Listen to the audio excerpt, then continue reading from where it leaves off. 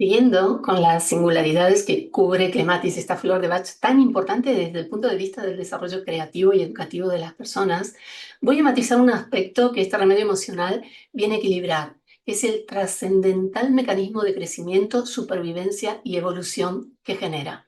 Como os decía en el anterior vídeo, la capacidad de imaginar que todas tenemos es una herramienta fundamental de aprendizaje y desarrollo. Todo lo que un ser humano no comprende o le rechina la explicación que le dan sobre algo, de forma automática e instintiva, intenta imaginar qué es, qué pasa en verdad, cómo funciona, qué ocurre, dónde, cuándo, y se centra en su propia búsqueda de explicación. Sobre estos mecanismos os invito a leer a Victor Lowenfeld, La capacidad creadora vinculada a cada etapa del desarrollo de niños y niñas. Muy interesante.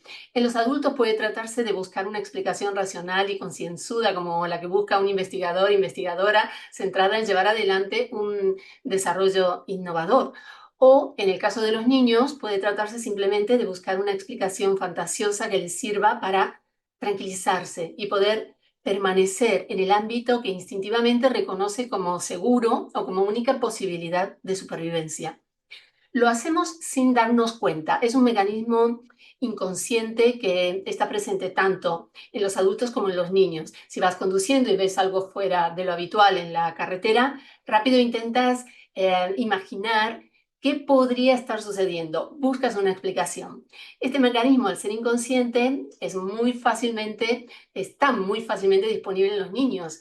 Y si escuchan discutir a su padre, a su madre, y no se han enterado de lo que está pasando o no quieren enterarse, pues rápido se inventan una fantasía que justifique lo sucedido, minimizando los hechos, ya que su familia es el sitio que representa seguridad y protección e instintivamente saben que su vida depende de ellos.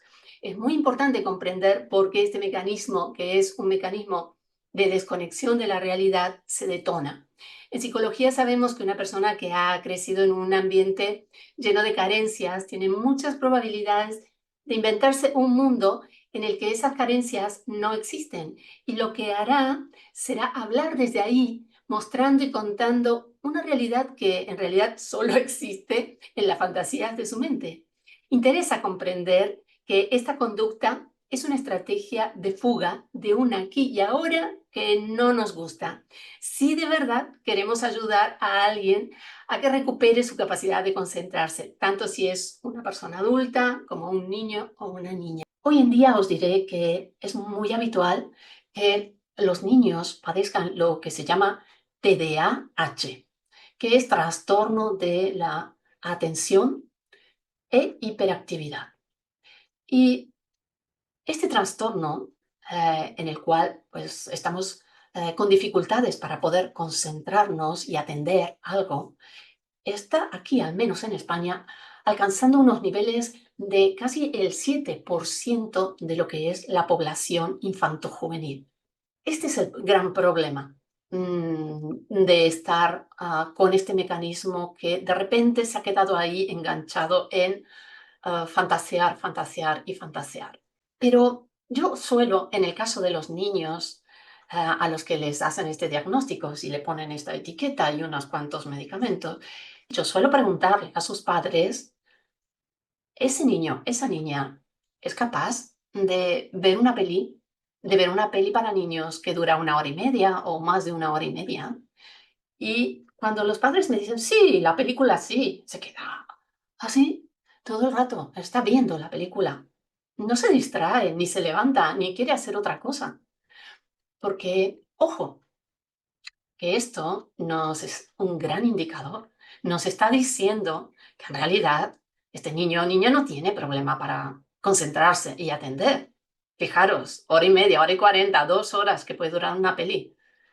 Es tiempo más que suficiente. Ni siquiera los adultos aguantan más de 2 horas súper centrados en algo. Es difícil.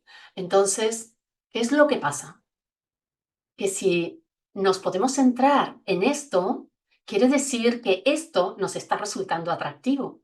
Pero las tareas que ha mandado la maestra o el maestro, pues no, esto no nos resulta atractivo. Ni nos resulta a lo mejor atractivo la forma en la que nos pretenden enseñar en la escuela. Porque en la escuela, ya sabéis, atornillamos a un niño a la silla y pretendemos que esté ahí todas las horas de la mañana, todas las horas que haga falta, sentadito, quieto, sin hablar y sin hacer nada, más que estar sentadito, quieto, así, atendiendo. Y claro, ya esto, por definición, es algo que va en contra de las necesidades de un niño. Los niños son puro movimiento, porque la motricidad, el trabajo neuromuscular, esa motricidad que se produce, es lo que le permite al niño y a las niñas asimilar el entorno, comprender, entender, aprender.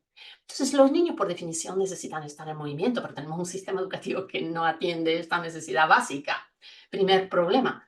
Siguiente problema, que sí, claro, la forma en que queremos que aprenda es una forma en la que le estamos continuamente diciendo para que memorice y memorice datos con los que no tiene ninguna experiencia, es decir, no interactúa con algo como para poder luego registrar qué es esto y acordarme, como cuando en una escuela con un sistema educativo diferente, pues le llevas al niño a recoger huevos y recoge 5 huevos y el día anterior recogió 3 y entonces los cuenta y los toca y los agarra y entonces ese concepto abstracto del 5 y del 2 o del 3 lo vuelve, lo hace material y le resulta mucho más fácil aprender y entender. Todo es mucho más fácil desde esta perspectiva. Entonces, deberíamos plantearnos realmente el formato con el que les estamos enseñando a los niños facilita que puedan estar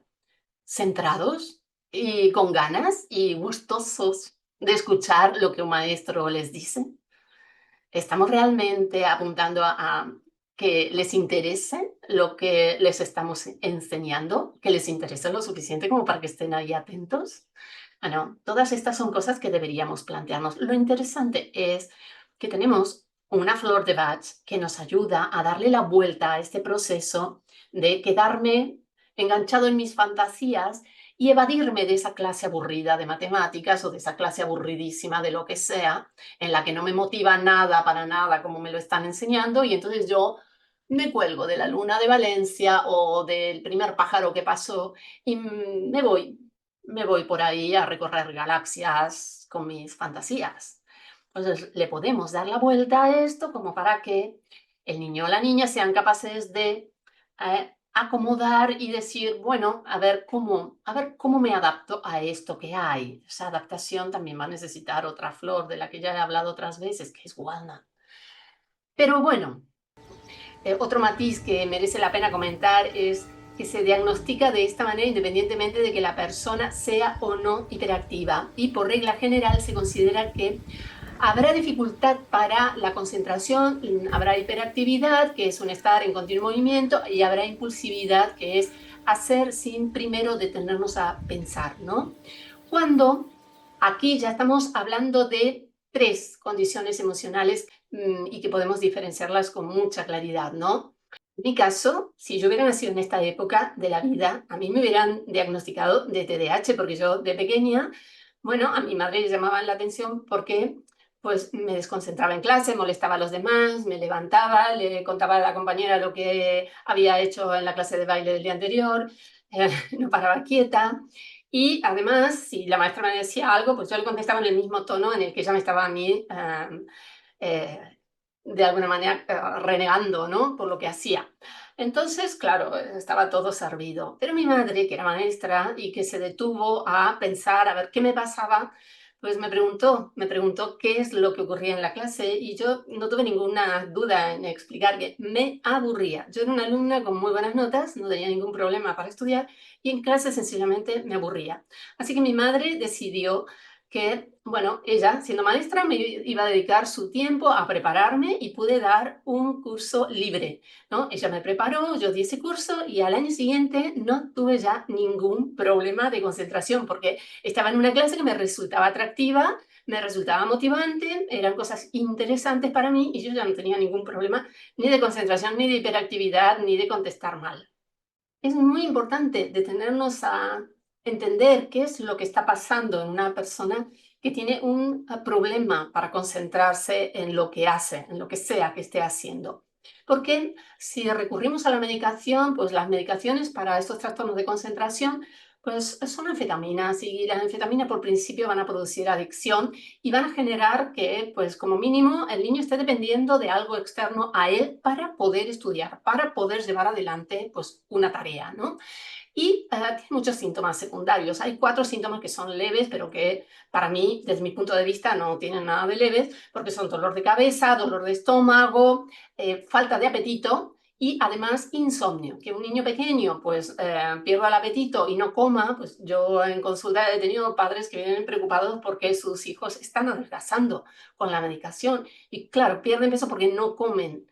Y hay 2 síntomas que se consideran más graves, lógicamente, porque uno es trastornos cardíacos y el otro son tics, en la cara.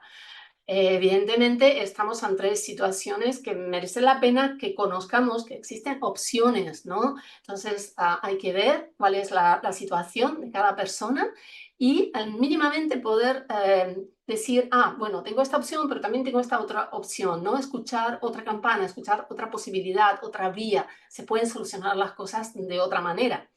Yo estudié Bellas Artes y me especialicé como docente. Ciertamente, trabajar con niños y niñas desde las actividades artísticas que potencian el desarrollo de su capacidad creadora me resultaba muy inspirador, ya que yo misma en mi propia búsqueda de desarrollo personal había encontrado tanto en el dibujo como en la pintura y la escritura la posibilidad de encontrarme a mí misma y saltar desde ahí al desarrollo de toda mi persona, todo mi ser, ¿no? Aquí en España, en particular desde 2013, el exministro Wert dejó a las artes sin lugar en las escuelas. La ley, la LOMCE, propuso un cambio metodológico que muchos maestros y especialistas cuestionaron, pero sin conseguir para nada que fueran escuchados, ¿no? Hoy tenemos una situación diferente, pero desde el punto de vista del análisis de las causas que están involucradas en el problema de la pérdida de la capacidad de concentrarnos, de repente distraernos, facilidad para estar en cualquier parte, despistarnos, etcétera. La clave está en tener en cuenta que la realidad de esta persona, su aquí y ahora, no le está resultando motivante, no le interesa, no le atrapa, no le atrae. Y está ahí porque le toca estar ahí o porque no sabe cómo salir de esa realidad que no le gusta. Te invito a interesarte por la educación emocional y tener ese recurso que lo puedes tener en casa, que lo puedes gestionar tú, como como gestionas la comida, ¿no? Todos los días comes, todos los días bebes, todos los días duermes, te vistes, pues todos los días atiendes el cómo estás, porque la dinámica emocional es impresionante. Estamos bien y a los 2 segundos puede pasar algo que haga que estemos mal. Entonces requiere que la podamos atender, que la podamos atender en esas intensidades pequeñas que van presentando para que no se nos acumulen los problemas y que luego den lugar a que haya trastornos mayores, trastornos que luego se reflejan en el cuerpo físico. Seguiremos hablando de todo esto que es súper interesante. Nos vemos.